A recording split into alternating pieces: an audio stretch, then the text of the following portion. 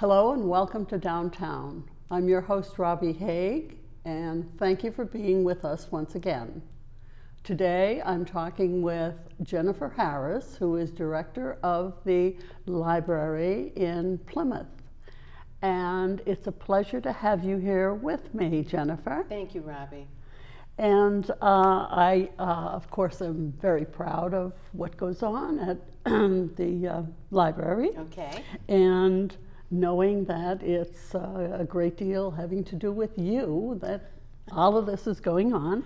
So tell us a little about, you're going to be celebrating 25 years at the Plymouth Public Library. Oh my goodness. Yes. Wow. Yeah. I started as the circulation supervisor, became the assistant library director for 22 years, and then on January 4th, 2016, became the library director. And I also am very proud. I love that library. So it's wonderful. Thank you. And with you at its helm, it's really, it amazes me how much goes on inside that building. It's more like a school than a library. It's been flourishing. We do believe that it's a community center. If you drive by on 132 South Street, that's the main branch, you'll see the parking lot filled all the time.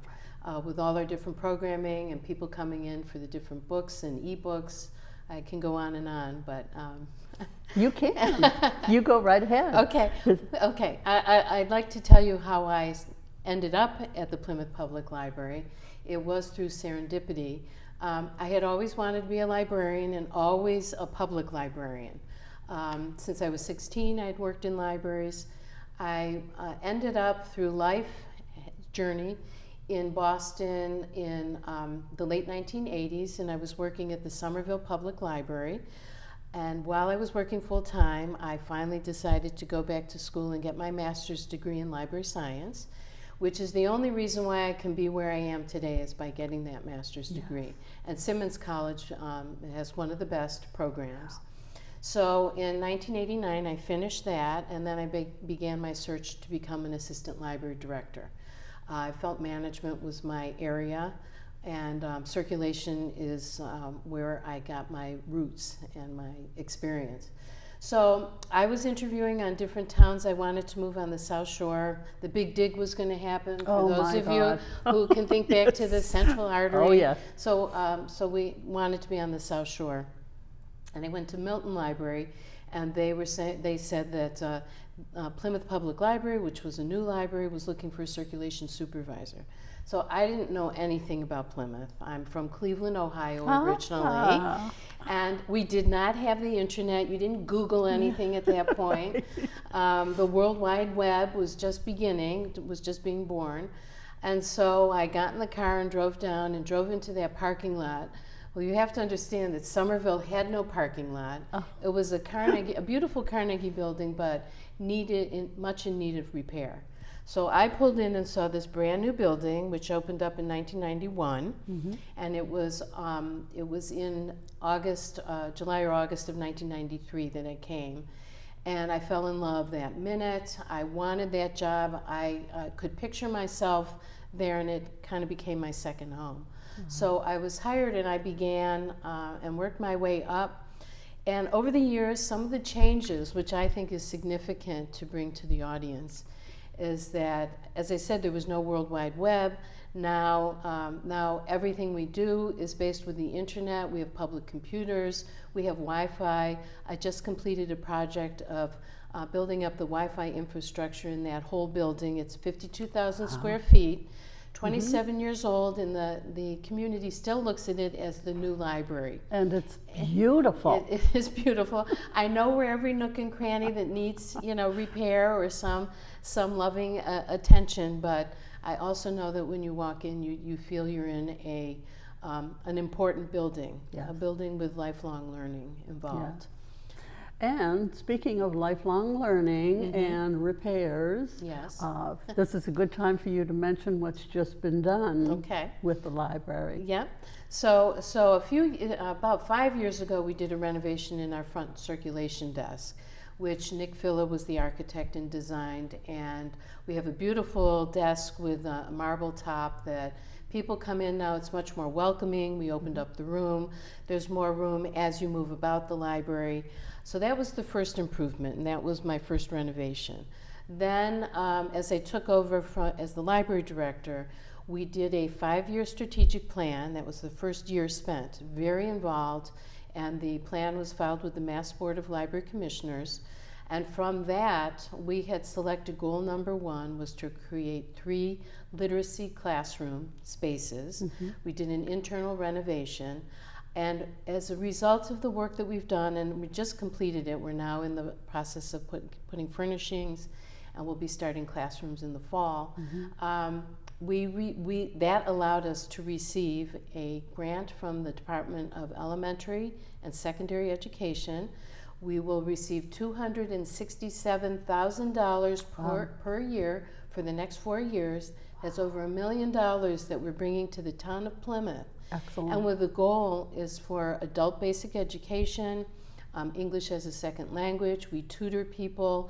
We bring them in. Some people just need extra skills to pass their GED or high set. Some people start from the beginning. They might not even make it through, but they have a place to come. I would like you to mention how many graduates you had this year.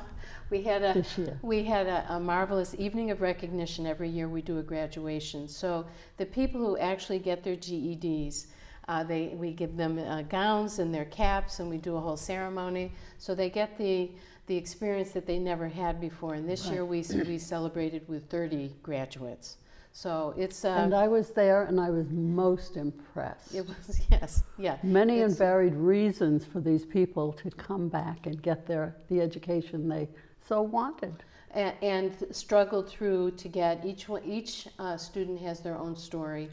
And what's magnificent at the public library, the Plymouth Library in particular, is one of a very unique situation where we have this literacy grant funding. There are some throughout the nation, but we are held at one of the highest standards. I'm very proud of that. And the teachers, when you talk to them, you know that they're motivated from within to teach. And the students who come in, they now have a place, a public library. They can walk in a building and not be afraid and be received welcoming and learning how to read. Some of it is just learning how to read to apply for a job or further on to go on to a college career path. So we're doing wonderful work. I'm so proud of our literacy program, as well as my library staff. That's a whole other literacy. There's health literacy, financial literacy, family literacy. It all starts at the beginning. Isn't that fantastic? Yeah. And I have been very impressed with the library, and I've lived in town for 20 years, but I'm very impressed. And there's no end to what goes on inside that building. Right. Well, since I took over as the director, I have a philosophy. Pretty much, people come to me with ideas. And I say yes. It's an atmosphere where yes, yes, yes. And interestingly enough, many people come. I have one of our newest trustees, of which you're one of them, Bill Petrillo, is a chess master. So he came to me years ago and said he wanted to bring chess tournaments and just chess programs to the library for all ages. So now we have a regular Tuesday night chess program. If you're interested in playing chess, anyone can drop by on Tuesday at 6 p.m. We're going to be doing a chess tournament this fall.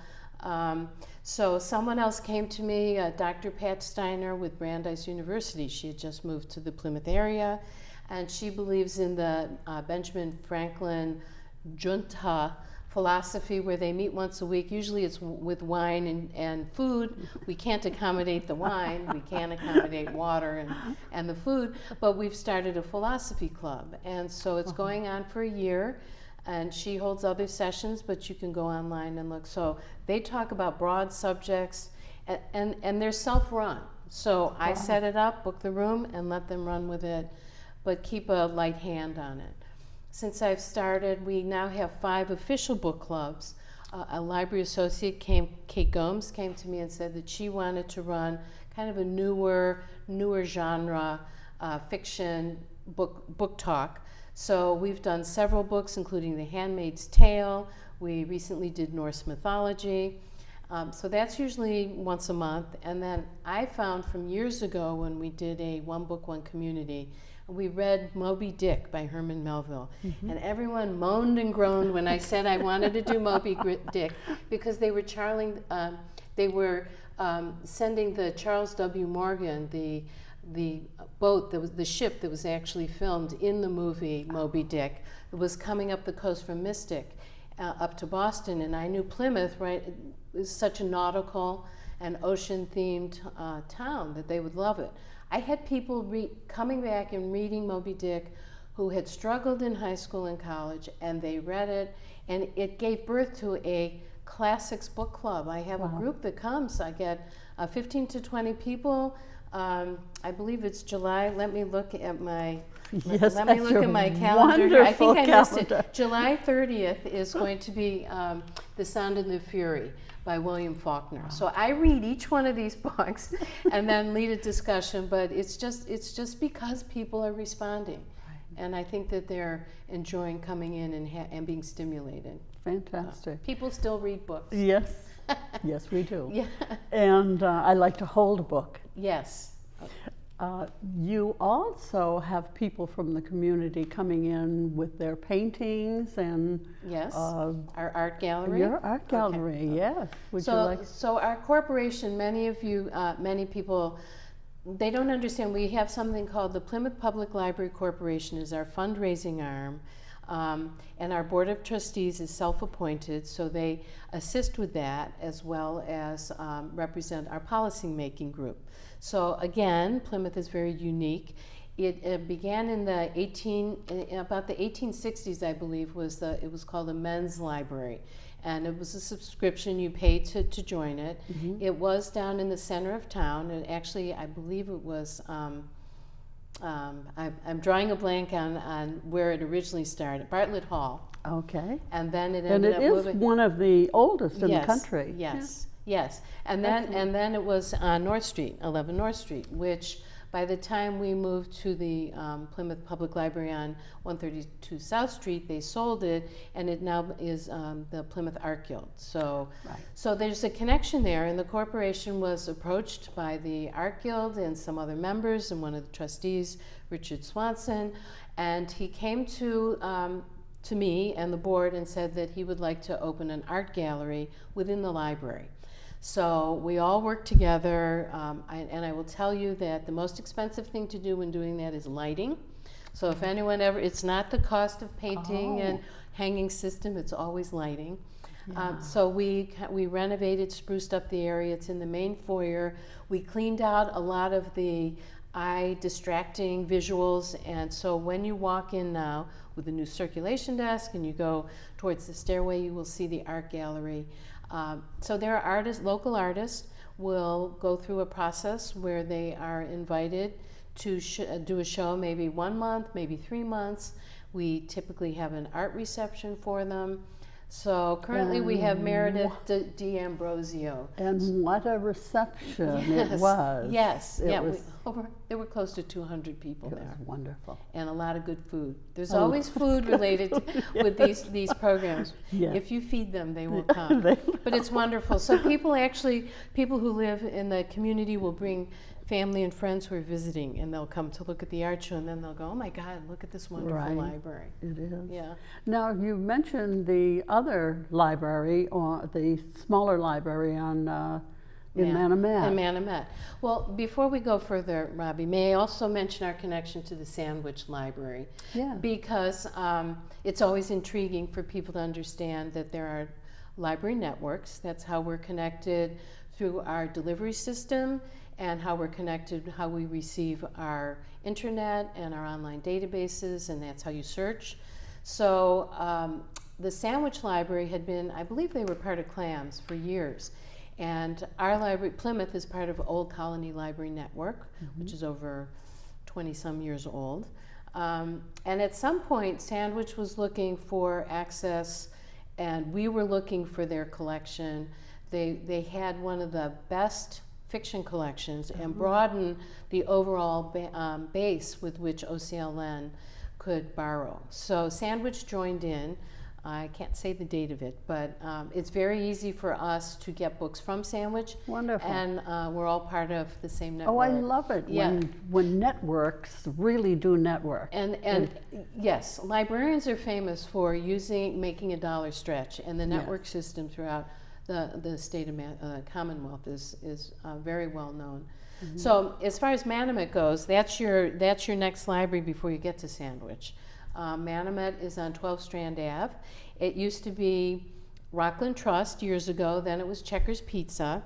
Then and we used to lease a space down in Manomet Plaza. And the town wanted us not to pay rental anymore. So the Board of Trustees, the corporation, fundraised, and they actually purchased and did the renovation and created a branch library that is now part of the town. Mm-hmm. We went to town meeting. The corporation turned it over to the town paid them for it, and now we have a wonderful branch, which is what I like to call a community. It's really your hottest reads, it's your newest fiction. You can run in there if you live down in that way and you're visiting. You can print out a boarding pass.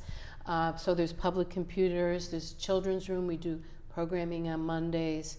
So it's a wonderful little spot that makes you feel like you're on the Cape almost, because it's a Cape style branch. Okay. So it's lovely. So stop in sometime. And just talk to me about the library card. What do you need for a library card? What do you need for a library card? So actually, it's interesting in the state. You can go online and get an e-card. You can go through Boston Public Library. You can go through OCLN Network. So if you're sitting at home in your slippers and your jammies and you feel like downloading an e-book, an electronic book, you can, and you don't have a library card, you can actually sign up at that point and download your first book. Then within the next 90 days, you actually have to come into the library. Basically, you just need a driver's license to show identification of where you live, your current address, and then we have you fill out a form. We fill out a card for you. And with that card, so let's say you're a Plymouth resident and you're coming to Plymouth, you then have access to our additional databases that only we purchase, such as Ancestry.com. So you can, and we have now, through the literacy program, I was convinced to purchase through our materials budget Rosetta Stone. So if you want to learn 30 languages, 5 levels, you will be able, but you have to have a Plymouth card to sign on to our databases. The other databases are all available. You know, the state provides us certain ones. So your card gives you just an enormous access.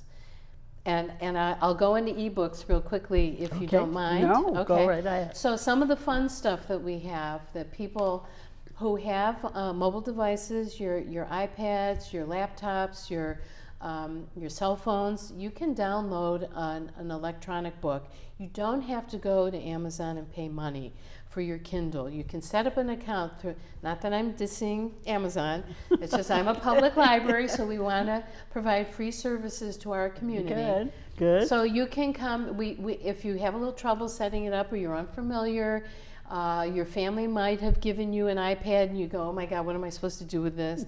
Come to the library, we'll help you set up an account. And then you can download ebooks. There's audiobooks. People love to listen to audiobooks as they drive, as they commute, they plan their summer vacation. You can load up your iPad with several, 100 ebooks and go to the beach and read if you like.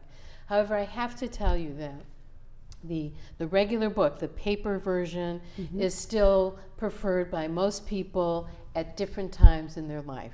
Someone wants to sit at the beach, they don't want the glare of the sun, they like their paperback that they know can fall in the sand and it's not gonna, we buy that knowing that they're gonna get wet and come back. Or they want to sit at home and read, like with their family, children's books, story time and all that. So it's a balance now. We are not going to lose the book. Yeah. And the book clubs have worked into that too. Yes. Yeah. So just to mention, the Plymouth Public Library manages 24 book clubs that are external book clubs. They email or come in. They have a relationship with our reference department. We keep having to remind them they can't have the newest stuff because that's all on holds and reserves. So we provide, maybe one group has, we reserve 10 copies of the same book. Some clubs have up to 20 or 30 people.